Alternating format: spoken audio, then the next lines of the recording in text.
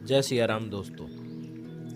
भगवान के गुण आदि को लेकर कई नाम आए हैं। उनका जप किया जाए तो भगवान के गुण, प्रभाव, तत्व, लीला आदि याद आएंगे। भगवान के चरित्र की याद आती है। भगवान के चरित्र अनंत हैं। उन चरित्र को लेकर नाम जप भी अनंत ही होगा। ऋषि वाल्मीकि ने 100 करोड़ श्लोकों की रामायण बनाई, तो 100 करोड़ श्लोकों की रामायण को भगवान शंकर के आगे रख दिया, जो सदैव राम नाम जपते रहते हैं। उन्होंने उसका उपदेश पार्वती को दिया। भगवान शंकर ने रामायण के 3 विभाग कर त्रिलोक में बांट दिया। 3 लोकों को 33 करोड़ दिए, तो 1 करोड़ बच गया। उसके भी 3 टुकड़े किए तो 1 लाख बच गया, और उसके भी 3 टुकड़े किए तो 1000 बच गया, और उस 1000 के भी 3 भाग किए तो 100 बच गया। उसके भी 3 भाग किए, 1 श्लोक बच गया। इस प्रकार 1 करोड़ श्लोक वाली रामायण के 3 भाग करते करते एक अनुष्टुप श्लोक बचा रहा। एक अनुष्टुप छंद के श्लोक में 32 अक्षर होते हैं। उसमें 10-10 करके तीनों को दे दिए, तो अंत में 2 ही अक्षर बचे। भगवान शंकर ने यह 2 अक्षर रा और मैं यानी राम अपने पास रख लिए। राम अक्षर में ही पूरी रामायण है, पूरा शास्त्र है। एक नाम जाप होता है और एक मंत्र जाप, आप ये तो जानते ही होंगे। राम नाम मंत्र भी है और नाम भी। राम राम राम ऐसे नाम जाप की पुकार विधि रहित होती है। इस प्रकार भगवान को संबोधित करने का अर्थ है कि हम भगवान को पुकारें, जिससे भगवान की दृष्टि हमारी तरफ खिंच जाए। जैसे एक बच्चा माँ को पुकारता है तो उन माताओं का चित्त भी उस बच्चे की ओर आकर्षित होता है जिनके छोटे बच्चे होते हैं, पर उठकर वही माँ दौड़ेगी जिसको वह बच्चा अपनी माँ मानता है। करोड़ों ब्रह्मांड भगवान के एक रोम में है, बसते हैं। दशरथ के घर जन्म लेने वाले भी राम हैं, और जो निर्गुण निराकार रूप से सब जगह रम रहे हैं, उस परमात्मा का नाम भी राम है। राम नाम ही निर्गुण है, ब्रह्म और सद्गुण राम दोनों से बड़ा है। भगवान स्वयं नामी कहलाते हैं। भगवान परमात्मा नाम में है, अर्थात विकार रहित है। उसका न तो नाम है न रूप है, और उनको जानने के लिए उनका नाम रखकर संबोधित किया जाता है। अर्थात भगवान को जानने के लिए उनके नाम का जप, उनके मंत्रों का जप करना जरूरी है। क्योंकि हम लोग नाम रूप में बैठे हैं, इसलिए उसे ब्रह्म कहते हैं। जिस अनंत नित्य आनंद और चिन्मय परब्रह्म में योगी लोग रमण करते हैं, उसी राम नाम से परब्रह्म प्रतिपादित होता है। अर्थात राम नाम ही परब्रह्म है। राम नाम वेदों के प्राण के समान है। शास्त्रों और वर्णमाला का भी प्राण है। वर्णों को वेदों का प्राण माना जाता है। प्रणव 3 मात्रा वाला ओमकार पहले ही प्रकट हुआ, उससे त्रिपदा गायत्री बनी, और उससे वेदत्रय ऋक, साम और यजु ये 3 प्रमुख वेद बने। इस प्रकार ओमकार प्रणव वेदों का प्राण है। राम नाम को वेदों का प्राण माना जाता है, क्योंकि राम नाम से प्रणव होता है, यानी ओमकार। जैसे प्रणव से रै निकाल दो तो केवल प्रणव हो जाएगा, अर्थात ढोल हो जाएगा।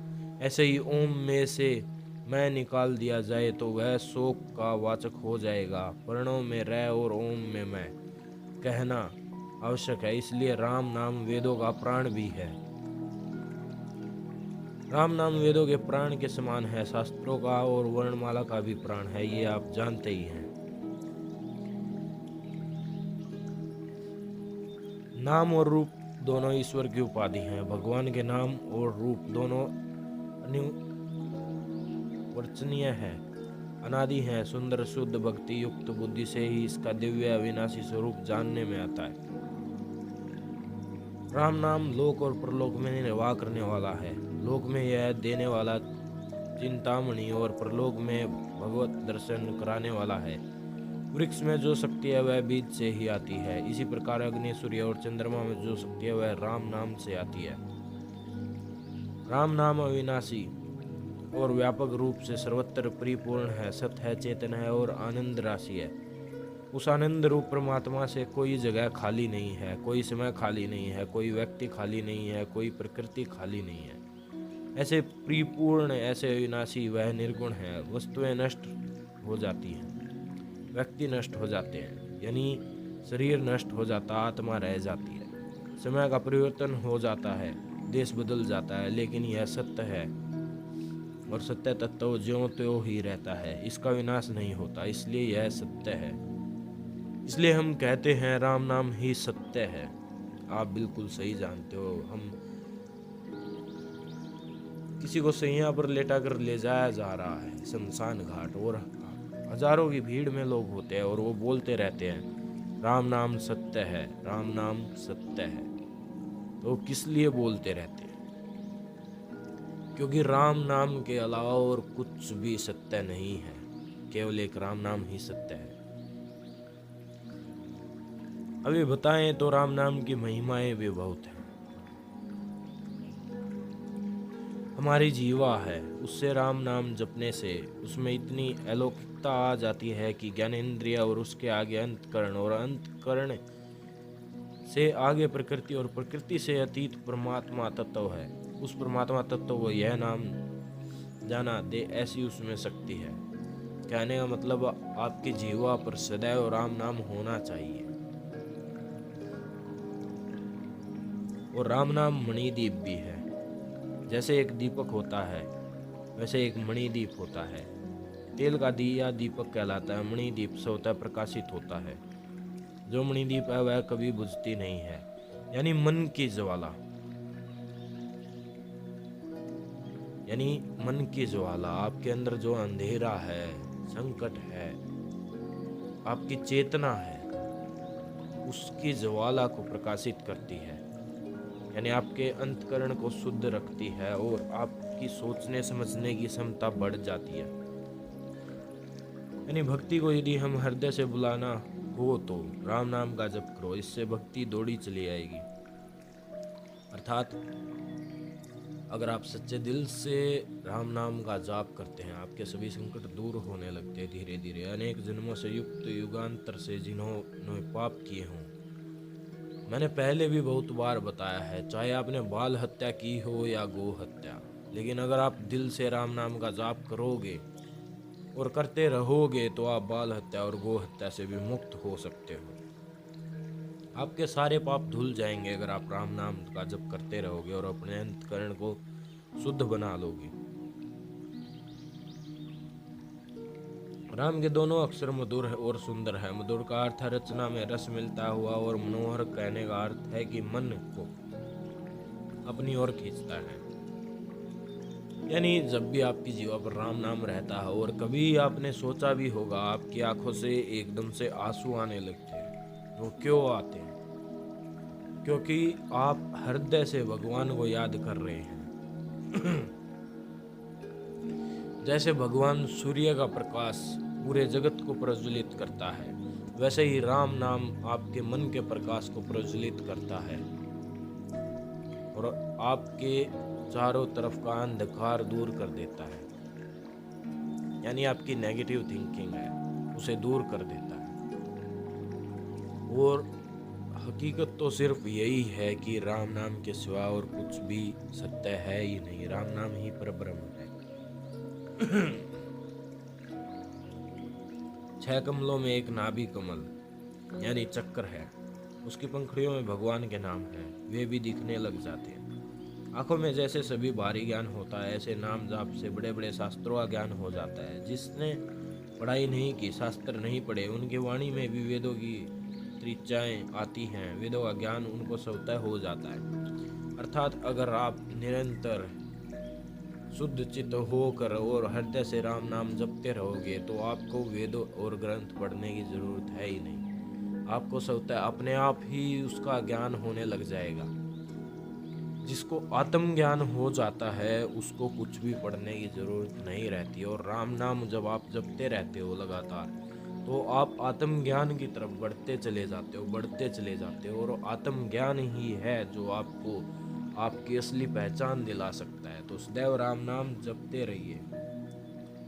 और राम नाम से आपका सिर्फ मन और चेतना ही पवित्र नहीं होती, प्रज्वलित नहीं होती, बल्कि आपका पूरा शरीर शुद्ध हो जाता है, निरोग रहित हो जाता है।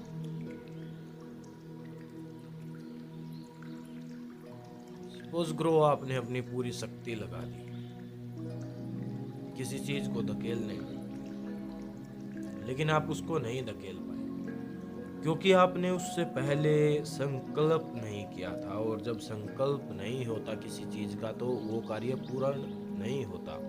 और अगर आपने एक बार संकल्प कर लिया ना तो वो कार्य पूर्ण करके ही छोड़ते हो। ऐसा ही हमारा मन है, ये बार बार भागता रहता है, बार बार भागता रहता है। तो इसको बार बार वहीं पर लाकर रखना पड़ता है। बार बार चेष्टा करेगा ये नहीं, आपका ध्यान भटकाता रहेगा आपका मन। और वही जब ध्यान कब भटकता है, जब कोई बुरी शक्तियाँ नहीं चाहती कि आप एक पवित्र नाम का जाप करो, पवित्र नाम को रटो, अपनी जीवा पर रखो, क्योंकि इससे आपका उद्धार होगा। और बुरी शक्तियाँ कभी भी नहीं चाहेंगी कि आपका उद्धार हो, इसलिए आपके मन को बार बार भटकाया जाता है। और कभी कभी भगवान भी आपकी परीक्षा लेते हैं। तो दृढ़ संकल्प कीजिए, आप सदैव शुद्ध चित्त होकर राम नाम जपते रहेंगे। सोते समय जैसे सभी इंद्रियां, मन, बुद्धि और बुद्धि प्रकृति में अर्थात अविद्या में लीन हो जाती है। जैसे हम गहरी नींद में सोए हुए होते हैं तो हमारी सभी इंद्रियां लीन हो जाती है। उस पर भी उस व्यक्ति को पुकारा जाए तो वह अविद्या से जग जाता है। यानी राम नाम में अपार शांति और शक्ति है, बहुत ही आनंद है। एक टाइम आएगा जब आप शुरू करोगे राम नाम का जप करना तो आपको थोड़ा सा दर्द होगा। जब आप फोकस करोगे, कहने का अर्थात आप अपने श्वास पर ध्यान दोगे। और हाँ, हमेशा राम नाम जप करना है तो मेडिटेशन के जरिए ज़रूर करना, ये सबसे अच्छा रहेगा। आपका शरीर भी निरोगी बना रहेगा और आपका मन भी शांत रहेगा और आपको भगवत प्राप्ति भी हो जाएगी, अर्थात आपको वैकुंठ धाम प्राप्त हो जाएगा। राम नाम ही एकमात्र ऐसा नाम है जो आपको मोक्ष तक ले जा सकता है। और कलयुग में भी राम नाम की महिमा कम नहीं होती। कलयुग में भी उतनी ही शक्ति प्राप्त होती है आपको जितनी कि पहले युगों में होती थी। तो राम नाम सदैव उतना ही शक्तिशाली है जितना पहले था।